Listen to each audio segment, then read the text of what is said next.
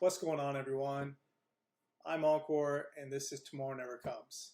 Today, I really wanted to highlight why you should own Bitcoin. Now, of course, like every other YouTuber out there, this is not financial advice. So I do have to say that. But in my opinion, this is why you and everyone out there should own Bitcoin. Okay, so let's get right into this. So I wanted to really go over two core things about Bitcoin and the Bitcoin network. We can talk about a whole bunch of different things, but these two I really wanted to narrow down as to, what really highlights the best of the Bitcoin network. Okay, so the first one here is that it's borderless.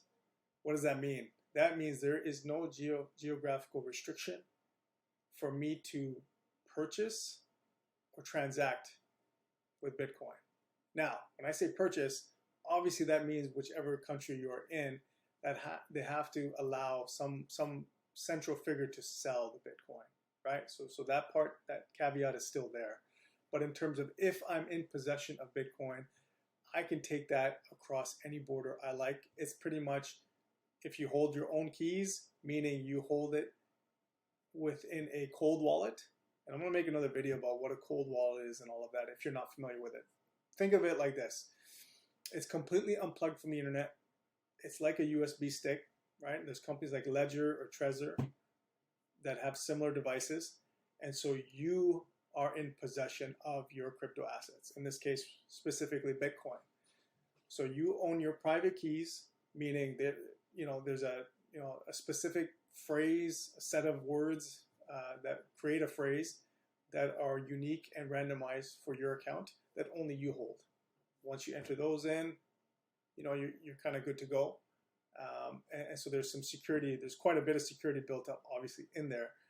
And so that you are not putting your assets onto some central exchange like a crypto.com, Kraken, or Celsius, where all they ask for is your password. So when that's the case, that means that they actually own your assets. They can freeze your account. Something could happen to it.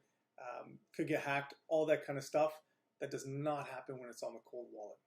So it's very important. So with that being said, if you own, right, they say if you own your keys, you own your Bitcoin, right? That's really as simple as it gets.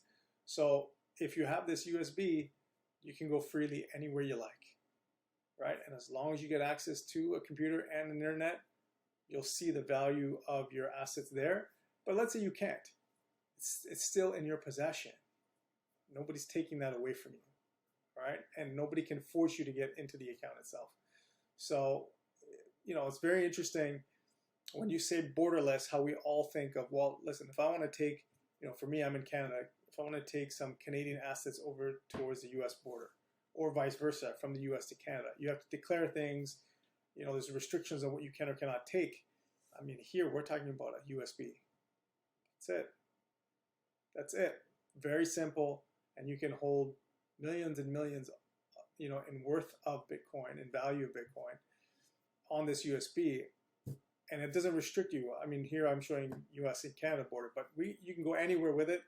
As long as you get access to internet and a computer, you're good to go. So very important, because most assets, you think about your house, think about your cars, any vehicle, think about anything that you physically have.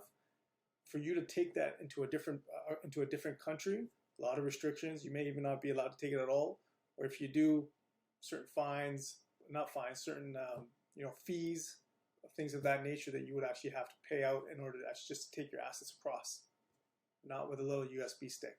So very, very key. And the second advantage of Bitcoin that I really wanted to highlight is there's no permission required. We are so used to being in a world that requires permission. If you want to open an account, whether it's Facebook, whether it's Instagram, or it's any other platform out there, or whether you have to go to your bank and open a bank account, you need someone on the other end to say, yes, you can open it. And then once you have it open, that same person has to allow you to conduct transactions, whether that's an information transaction or an actual financial transaction. Somebody has to okay the fact that you can do that. That does not happen in Bitcoin. There is no central authority. There isn't one person at the helm or a select group at the helm that's going to say, okay, you've bought it, so I will only let you send money, but I'm not going to let you send any money or any Bitcoin. That's not how it works. Once you have possession of your Bitcoin, you can transact peer-to-peer with whoever you like, whenever you like. And there's another thing, right? It's 24/7, you can do it. So that's a really, really, I can't highlight that enough. I can't stress it enough. We're just so used to somebody giving us permission. And a lot of it is giving us permission for our own things, whether it's permission to access our own information or access our own, finances. It's crazy how comfortable we've gotten with somebody else dictating what we can do with our own possessions. And so that's why Bitcoin is such a big thing. Okay, it's such a game changer, because you get to own your own assets, right? And provided, again, that they are in your possession, right? They're in that cold wallet.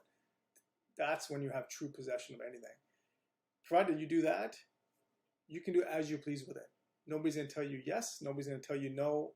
And here's a very interesting portion, a part of it that, a lot of pro-Bitcoin, pro-crypto people don't actually like, is that because there's no permission, there's no gatekeeper, people you don't like can own it. People who don't think the same as you can own it, right? That it's key. That's how truly free the system is that Bitcoin is neutral. It doesn't care. There's nobody on the other side that's going to say, well, I like the way you think like me, so I'll allow you to do what you want to do with Bitcoin. It doesn't work that way. The asset is the asset. Once you purchase that asset, you transact with it however you like. Okay, so it's very key, and sometimes that's scary. We're in a place now in history where if someone doesn't give us permission or doesn't require there to be a permission in place, we question it. And we think something must be shady because there are no roadblocks, right? And that's really not the point of any of this. The point is to own your assets and do as you please. So those two, borderless and permissionless, are two very big factors into why Bitcoin is not only important, but is actually going to be prevalent moving forward. And I'm going to highlight two scenarios that are happening right now that actually emphasize both of these things here. So, unless you live under a rock, you've probably heard of one or both of these, scenarios that are playing out as we speak. And one is the Ukraine-Russia conflict. That right there, I mean, we can go through all kinds of things with that conflict, but just sticking to our facts here about, borderless. I mean, that border, Ukraine and Russia, there's no one flowing back and forth from that, for sure. For sure. So there's a geographical restriction there. And then if you were to try and move any of your assets from Ukraine out, good luck. That's not happening. Right? Not at all. And then permission. I mean, you want to do anything right now, everything's going to be on high alert. So the financial institutions, any kind of trade, any of that right now is going to be heavily impacted by what's happening in the conflicts between the two. Not only just between the two, of the whole world, right? That's backing either side. So it really highlights, again, Bitcoin and its value. Like, the citizens have nothing to hold. That's theirs, 100% theirs. And that really gets highlighted when there is a conflict. And two, Canada and the truckers. This one, I mean, that's so disappointing to me because, Canada's always been known as a fairly friendly country, I would say. Not usually a world leader in anything unless it's hockey, which is one of my favorite sports. But it's sad to see that the time that we have become a world leader, at least in perception, is when we are against Bitcoin and crypto as a whole. Like, the Canadian government has become the best marketing machine for Bitcoin itself. The fact that they are freezing accounts for these protesters, whether you believe right or wrong for the protesters, the actual act of freezing somebody's account, the power you have, one, to enact it as quickly as it was, and two, to actually execute it, is mind-blowing. And then there's the narrative behind, well, Bitcoin accounts are being frozen, and maybe people are like, well, I thought it was decentralized. How does that even work? again, if you don't own your keys, you don't own your assets. So what does that mean? If you don't have that Bitcoin in that cold wallet, and you don't own all the passwords or passphrases to get in, basically your keys to get in, your private keys, somebody can do something to them, right? So as long as you let somebody else hold them for you, there's always a chance that someone is influenced by somebody else, right? Or decides to freeze it on their own account, whatever the case may be. That is a problem, okay? So for any of these truckers, if they own them personally, nobody's getting them. You can't freeze something you have no access to. So these two conflicts, these two issues, while they're worlds apart, they both highlight the importance of crypto. They both highlight the importance of Bitcoin and how owning your assets is truly necessary moving forward. And what's crazy is that the world has opened their eyes. This is, if you're a government right now doing what you're doing, things that have always been done in the past, it's not going to fly going forward. And, there isn't a single pro-Bitcoin person in this world that has to do more than what is already being done through these two conflicts alone.